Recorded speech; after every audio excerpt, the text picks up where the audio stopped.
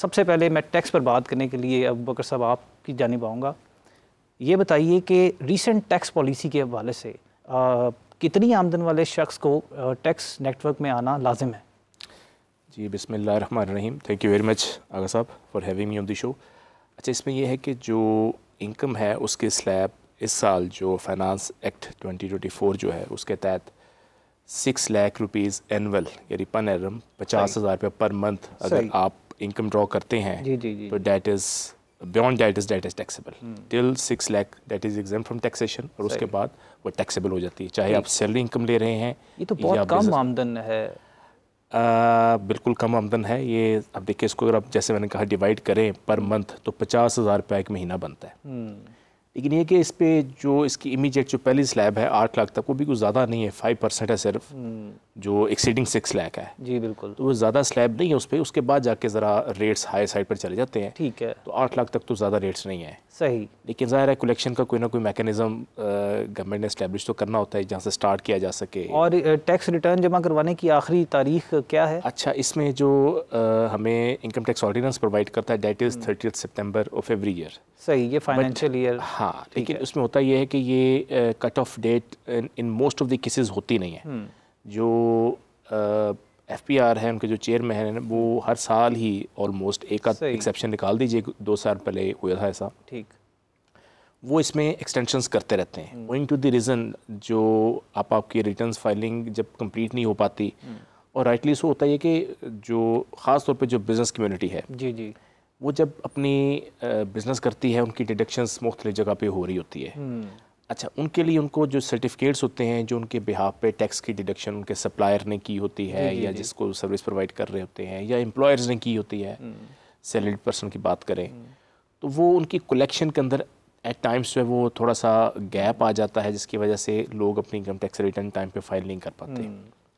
तो उसके लिए FPR के पास ज़ाहिर एक डाटा बेस होता है कि एनुअली हमारे पास इतने रिटर्न्स जो हमारे रजिस्टर बंदे हुए हैं, लेकिन जब वो उसको मीट नहीं कर पाते या उसमें काफ़ी मटेरियल डिफरेंस होता है, यानी 20% लोगों ने जमा कराई है टिल 30 सितंबर, जो कि अमूमन इसी तरह ही होता है और हमारा को पता है ट्रेंड भी ऐसा कि हम we wait till the last date. बिल्कुल, तो फिर उसमें वो ये कहते हैं कि इसमें वो डेट एक्सटेंड कर देते हैं। पिछले बहुत सारे सालों से यही रूटीन थी कि हर साल एक्सटेंड होती थी, वो 30 सितंबर से 31 ताकि ज़्यादा से ज़्यादा लोगों को मौका मिले वो टैक्स। क्योंकि जब वो लेट हो जाएगी तो फिर लोग वैसे ही डिमोटिवेट हो जाएंगे, यार अब तो लेट हो गई, डेट तो गुजर गई है। इस साल हमने सुना है कि बहुत सख्ती है और with in the limit of time आपको जमा करवानी आप यू नेवर नो।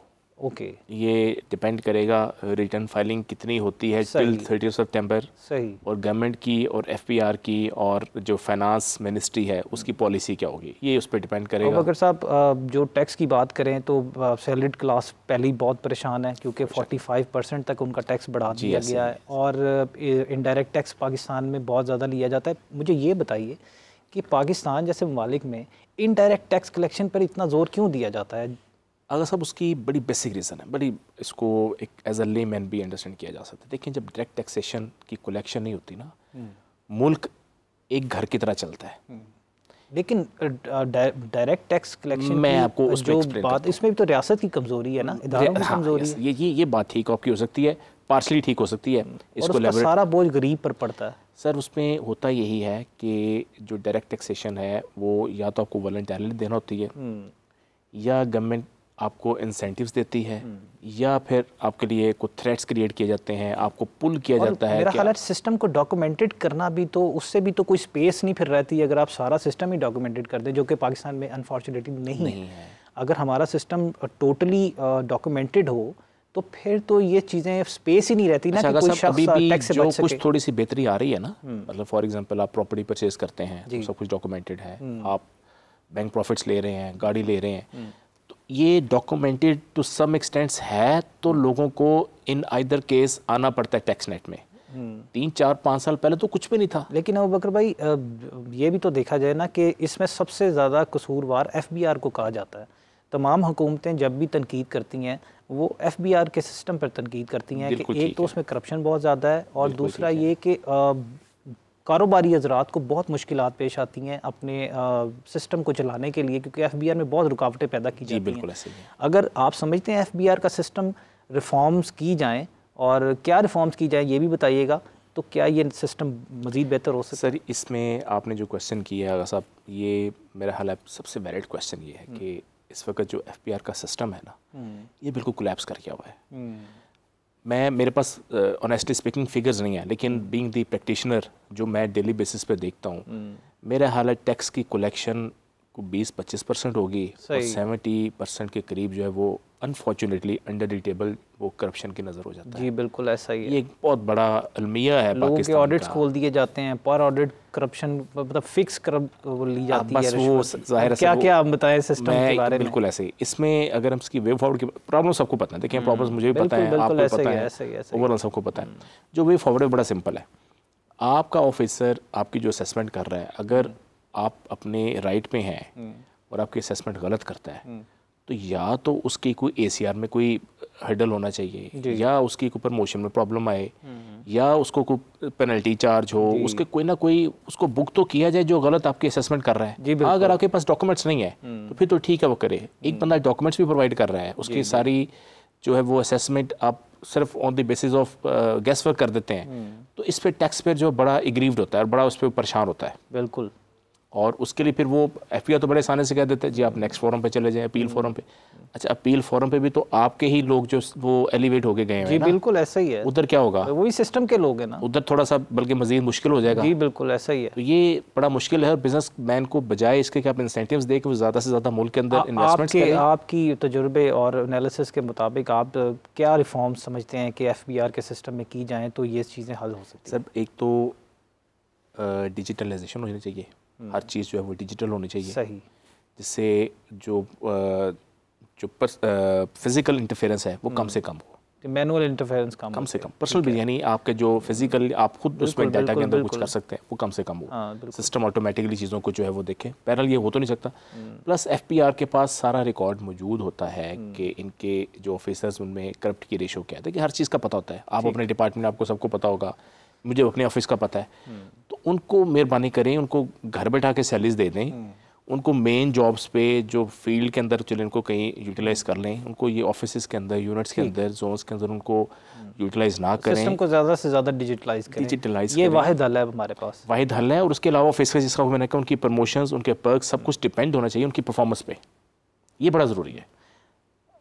और अबू बकर साहब, एक प्रॉब्लम है, हमें बहुत सारे मैसेजेस आते हैं इस हवाले से और लोग पूछना चाहते हैं, लोगों को एक बड़ी प्रॉब्लम है कि लोग आपको पता है हमारी आवाम को तफरीह का बहुत शौक है, बाहर रेस्टोरेंट्स में खाने पीने के, ये बनता भी है लोगों को, और एंटरटेनमेंट हैबिट डिप्रेशन और एंजाइटी वाली सोसाइटी में लोगों को फिर भागते हैं। ऐसे एक प्रॉब्लम बहुत ज़्यादा है कि रेस्टोरेंट्स में अक्सर ये शिकायत देखी जाती है कि रेस्टोरेंट्स वाले मशीन, जो डेबिट कार्ड मशीन है या क्रेडिट कार्ड मशीन है, वो अवेलेबल ना होने की वजह से कैश लेते हैं और उसमें टैक्स भी फिर कैश दे दिया जाता है। तो ये बहुत सारी शिकायतें आती हैं, इस हवाले से कोई गाइडेंस? अच्छा, इस पे आप रेस्टोरेंट में जाते हैं तो रेस्टोरेंट जो है वो ओब्लाइज्ड है कि वो आपको प्रोवाइड करे मशीन, ये कंपलसरी है? कंपलसरी उसके लिए नहीं, कंपलसरी नहीं है, अगर वो नहीं प्रोवाइड कर रहा ना कोई बात नहीं, ठीक है, वो कैश ले रहा है तो आप उससे आर्ग्यू कर सकते हैं कि भाई मैं फिर टैक्स देता ही नहीं, जब आप मेरे से कैश ले रहे हैं, मतलब मैं आपका जो टैक्स उसमें बचता है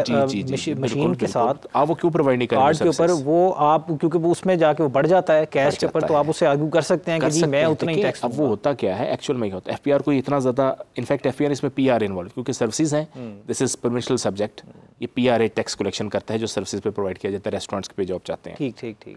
अच्छा, इसमें होता ये है कि इतना ज़्यादा गैप जो उन्होंने रखा हुआ है 5% और 11% का आपको रिबेट दे रहे थे टैक्स पे, क्यों? बिल्कुल, इसीलिए उनको पता था जो 5% होगा वो तो 100% हमारे पास आ जाना है। बिल्कुल। 16% वाला तो उनके पास 2% भी नहीं जाता, बिल्कुल, तो सारा ही रेस्टोरेंट का ऑनर खा जाता है। जी बिल्कुल। तो आप उसको कह सकते हैं भाई या मैं टैक्स दूंगा नहीं, मुझे बगैर टैक्स से बिल बना दो, ठीक है, या मुझे 5% चार्ज करो, मैं आपको थ्रू कार्ड, डेबिट कार्ड और क्रेडिट कार्ड मैं आपको पे करता हूँ। ये बड़ा सिंपल है, ये बड़ा सिंपल है। हाँ। कि अगर आपसे कोई मुतालबा करता है 16% टैक्स का, तो आप उनको कहें जी मैं 5% ही दूंगा अगर आप मुझसे कैश लेंगे, वरना आप मुझे कार्ड की सहूलत एग्जैक्टली ठीक हो गया। और अबू बकर साहब ये बताइएगा कि आप मौजूदा रीसेंट पॉलिसी के हवाले से टैक्स जमा करवाने वालों को क्या फ़वाइद हैं और ना जमा करवाने वालों को क्या नुकसान हैं? अच्छा, इसमें मेरे एक ही जवाब के अंदर फ़ायदा नुकसान दोनों आ जाएंगे, चूँकि मैं आपको इसमें कंपैरिजन कर देता हूँ। सैलरी पर्सन के लिए तो फ़र्क नहीं, उसका तो एट सोर्स टैक्स डिडक्ट हो रहा है उसकी सैलरी के स्लैब के मुताबिक। आपने एक प्रॉपर्टी परचेज़ करनी है तो अगर आप टैक्स रिटर्न फाइल करते हैं तो आपको 3% टैक्स पे करना पड़ेगा, और अगर आप नहीं करते तो आपको 12% पे करना पड़ेगा। सही। आप गाड़ी परचेज़ करने गए हैं, सेक्शन 231B जो है इनकम टैक्स ऑर्डिनेंस का, उसके तहत आप फाइलर हैं तो आपको रेट 1% पड़ेगा या हाफ पड़ेगा, अगर नॉन फाइलर तो डबल पड़ जाएगा। सही। सिमिलरली लोग बैंक में आजकल बहुत ज़्यादा लोगों ने डिपॉजिट्स करवाए हैं जिस पे से प्रॉफिट्स ले रहे हैं। फाइलर है वो 15% टैक्स देगा अपने प्रॉफिट्स ऑन बैंक पे, और नॉन फाइलर को 30% पड़ेगा, यानी डबल। और इसी तरह बाकी सब चीज़ों पे आप सप्लाईज देते हैं या आप बिज़नेस करते हैं, आपका टैक्स एट सोर्स डिडक्ट होना है। आप फाइलर हैं तो आपको अगर 4.5% होगा तो नॉन फाइलर तो आपको 9% हो जाएगा। सही। सप्लाईज पे इसी तरह डबल रेट हो जाएगा। मतलब हर चीज़ पे नुकसान ये है कि अगर आप फाइलर नहीं होंगे, टैक्स रिटर्न फाइल नहीं करेंगे, तो आपको हर चीज़ जो आप खरीदेंगे वो आपको डबल एग्जैक्टली डबल रेट्स आपको पे करना पड़ेंगे, और इनफैक्ट मोर देन डबल भी हो जाते हैं। ठीक हो गया इन सम केसेस। और क्या कोई मतलब बहुत ज़्यादा एक्सेसिव छूट या रियायत दी जा रही है उन लोगों को जो टैक्स नेटवर्क में आना चाहते हैं? अच्छा नहीं, इसमें फ्रैंकली स्पीकिंग इसमें छूट मेरे ख्याल में मौजूदा इकोनॉमी के हवाले से बिल्कुल छूट कोई नहीं है। इसमें सिर्फ ये है कि जो फाइनल के रेट्स होंगे, यानी आपको वेलकम नहीं किया जाएगा कि आप चूके आ रहे हैं तो आपको हम ये इंसेंटिव, ऐसा इंसेंटिव कोई नहीं है। यही है कि जो फाइनल के रेट्स हैं, जो कि सब्सिडाइज रेट्स हैं टैक्स के अंदर मुख्तलिफ चीज़ों पर, आप उसके लिए एप्लीकेबल हो जाएंगे। अदरवाइज कोई आप अदर देन डैट कोई इंसेंटिव कहें तो अगर साहब ये बताइए कि अगर कोई शख्स ऐसा है कि जो पीछे पहले से टैक्स नेटवर्क में नहीं है और वो इस साल अपनी टैक्स रिटर्न जमा करवाना चाहता है इन सारे फ़वाइद को हासिल करने के लिए और जितनी सख्ती की जा रही है उससे बचने के लिए, तो अगर वो पहले से कारोबारी है या पहले से आमदन उसको आ रही है और वो इस साल रिटर्न फाइल करके टैक्स नेटवर्क में आना चाहता है, तो उसके लिए कोई रियायत है या उसको पीछे से भी सारा हिसाब देना पड़ेगा? अच्छा, इसमें मैं अर्ज़ कर देता हूँ। इसमें पहले तो एक चीज़ अंडरस्टैंड कीजिए, जो आज अपनी रिटर्न फाइल करेगा ना, वो फाइलर का स्टेटस उसका एक्टिव होगा जाके मार्च 2025 के अंदर। जो आज रिटर्न फाइल करेगा, ठीक। अगर वो चाहता है कि मैंने फ़ौरन फाइलर का स्टेटस अपना एक्टिव करना है तो उसको एज़ पर लॉ उसको अपनी लास्ट टैक्स ईयर की रिटर्न फाइल करना पड़ेगी 2023 की। ठीक है। अच्छा, उससे भी अब एक नई चीज़ इंट्रोड्यूस करवा दी ना FPR ने, लेट फाइलर। वो लेट फाइलर ये है कि फाइलर जो अपनी टाइम पर रिटर्न फाइल करेगा वो होगा, जो टाइम के बाद करेगा वो लेट फाइलर हो जाएगा। जो टाइम के बाद करेगा वो लेट फाइलर हो जाएगा। अब वो लेट फाइलर जो होगा उसको अगर वो प्रॉपर्टी वगैरह सेल परचेज कर रहा है फॉर इंस्टेंस, तो उसका रेट इन बिटवीन होगा दोनों में, नॉन फाइलर और फाइलर के दरमियान में उसका रेट होगा। अच्छा, ये नई चीज़ इंट्रोड्यूस करवाई गई है। यानी फाइलर अगर 3% पहले तो था ना, ये आप नहीं है या आप हैं। एग्जैक्टली। अब ये ग्रे एरिया एक इंट्रोड्यूस करवा दिया गया है। फाइलर 3% पे करेगा, नॉन फाइलर 12% पे करेगा। ठीक है। और जो लेट फाइलर होगा वो 6-7% के करीब पे करेगा। वो भी असेसमेंट होगी? नहीं, वो आपको प्रॉपर्टी परचेज करेंगे, सेल करेंगे तो ऑटोमेटिकली सिस्टम के अंदर आ रहा होगा कि आप लेट फाइलर हैं। आप उस स्टेज पे फाइलर नहीं थे, तो आपको उसको फाइलर से डबल और half than the non filer वो आपको पे करना पड़ेगा। अच्छा, ये तो हो गया। अब आ गया पिछले हिसाब की बात करें जी। अच्छा, ये प्रोग्रेटिव है आपके कमिश्नर का। ठीक हो गया।